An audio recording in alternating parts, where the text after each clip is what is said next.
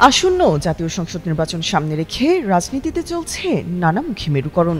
একদিকে বিএনপি বৃহত্তর জোট তৈরি করতে চাইছে, অন্যদিকে ইসলামপন্থী ও সমমনা দলগুলোকে নিয়ে নির্বাচনী সমঝোতায় পৌঁছতে জোর তৎপরতা চালিয়ে যাচ্ছে জামায়াত। ফলে আগামী নির্বাচনে গুরুত্বপূর্ণ ভূমিকা রাখতে যাচ্ছে দলগুলোর জোটবদ্ধ অংশগ্রহণ। এদিকে জোটগত নির্বাচনের প্রতীক ইস্যুতে বিপরীতমুখী অবস্থান এসে দাঁড়িয়েছে বাংলাদেশের বৃহৎ দুই রাজনৈতিক দল বিএনপি ও জামায়াত। জোটগত নির্বাচনের ক্ষেত্রে নিজ দলীয় প্রতীকে নির্বাচন করার বাধ্যবাধকতা চায় না বিএনপি, অন্যদিকে বাংলাদেশ জামায়াত ইসলামী চায় নির্বাচন যেভাবেই হোক ভোট হবে নিজ নিজ দলীয় প্রতীকে।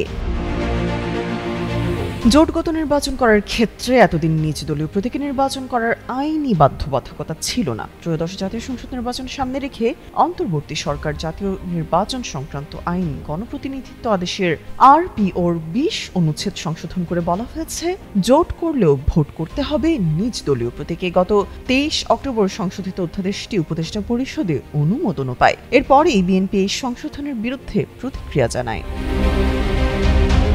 সংশোধিত অধ্যাদেশটি এখন রাষ্ট্রপতির সইয়ের অপেক্ষায়। এমন অবস্থায় গত 26 অক্টোবর প্রধান নির্বাচন কমিশনার AM নাসির উদ্দিনের সঙ্গে বৈঠক শেষে বিএনপি চেয়ারপারসন উপদেষ্টা মোহাম্মদ ইসমাইল জবিউল্লাহ সাংবাদিকদের জানান, জোটের প্রার্থীদের নিজ দলের প্রতীকে ভোট করার বিধান নিয়ে ইসিতে তারা আপত্তি জানিয়েছেন। অন্যদিকে 28 অক্টোবর CECর সঙ্গে বৈঠক করেছে বাংলাদেশ জামায়াত ইসলামী। বৈঠক শেষে দলটির সেক্রেটারি জেনারেল মিয়া গোলাম পরোয়ার জানান, এই বিধান কোনোভাবেই পরিবর্তন করা যাবে না বলে প্রধান নির্বাচন কমিশনারকে তারা সাফ জানিয়ে দিয়েছেন।